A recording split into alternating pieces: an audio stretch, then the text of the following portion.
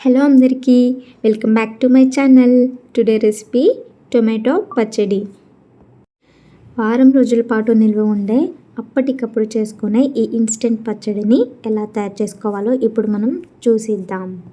దీనికోసం ముందుగా బాగా పండిన టమాటాలను, పండుమిర్చిని తీసుకోవాలి. ఈ రెసిపీకి పండుమిర్చిని మాత్రమే తీసుకోవాలి, అప్పుడే టేస్ట్ అండ్ టెక్స్చర్ రెండు బాగుంటాయి.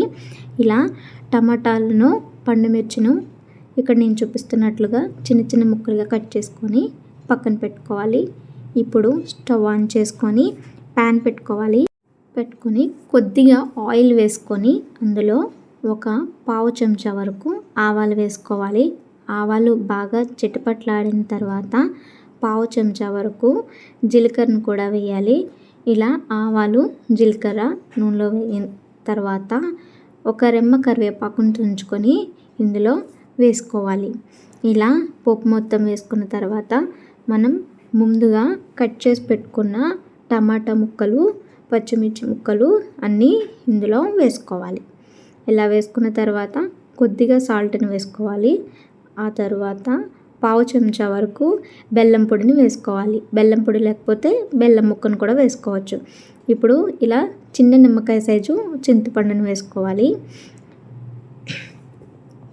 ఇలా చింతపండును కూడా వేసుకున్న తర్వాత ఒక గరిటె తీసుకొని మంటని హై ఫ్లేమ్లో పెట్టుకొని 2 నిమిషాల పాటు అటు ఇటు కలిపి ఇప్పుడు మీడియం ఫ్లేమ్లో పెట్టుకొని మూత పెట్టుకొని ఒక 10 నిమిషాల పాటు మగ్గనివ్వాలి.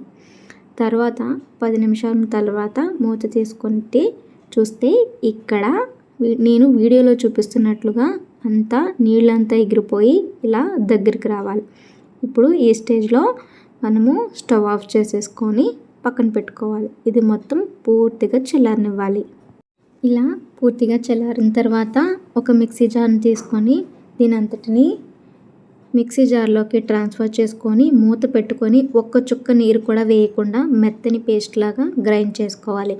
ఇలా వీడియోలో చూపిస్తున్నట్లుగా మెత్తగా చేసుకోవాలి. ఇప్పుడు దాన్ని తాలింపు వేసుకోవడం కోసము ఒక టీ స్పూన్ జీలకర్ర, 1 టీ స్పూన్ పచ్చిశనగపప్పు, 1 టీ స్పూన్ మినపప్పు, 7 ఎండుమిర్చి, పావు టీ స్పూన్ ఆవాలు, 10 వెల్లుల్లి రెబ్బలు, 1 రెమ్మ కరివేపాకు తీసుకుంటున్నాను.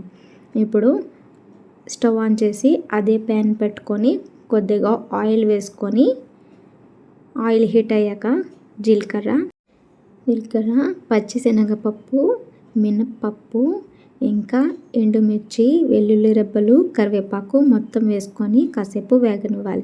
పోపు బాగా వేగిన తర్వాత మనం ముందుగా ప్రిపేర్ చేసి పెట్టుకున్న టమాటా పేస్ట్ మొత్తం ఇందులో వేయాలి. దీన్ని 2 నిమిషంలో అటు ఇటు హై ఫ్లేమ్లో మొత్తం కలిసేటట్టు బాగా కలుపుకోవాలి. ఇలా కలుపుకున్న తర్వాత మంటని మీడియం ఫ్లేమ్లోకి అడ్జస్ట్ చేసుకోవాలి. ఇందులో ఒక్క చుక్క నీరు కూడా వేయలేదు కాబట్టి ఈ పచ్చడి వారం రోజుల వరకు నిల్వ ఉంటుంది. పచ్చడిని ఈ స్టేజ్లో ఇలా ఉన్నప్పుడు మనము సాల్ట్ అడ్జస్ట్ చేసుకొని ఇంకొక 10 నిమిషాల పాటు మీడియం టు హై ఫ్లేమ్లో అడ్జస్ట్ చేసుకుంటూ కలుపుకుంటే పచ్చడి ఇక్కడ ఈ విధంగా చూపిస్తున్నట్లు దగ్గర పడిపోతుంది. ఇలా ప్యాన్కి పచ్చడి అంతా సపరేట్ అయ్యేంత వరకు ఇలా కలుపుతూ ఉండాలి.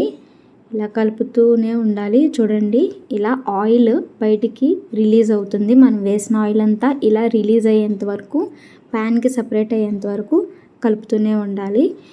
అంతే, టమాటా పచ్చడి రెడీ. ఎంతో నోరూరించే టమాటా పచ్చడి రెడీ. ఈ రెసిపీ మీకు నచ్చినట్లయితే లైక్ చేయండి, షేర్ చేయండి, సబ్స్క్రైబ్ చేయండి. Thank you.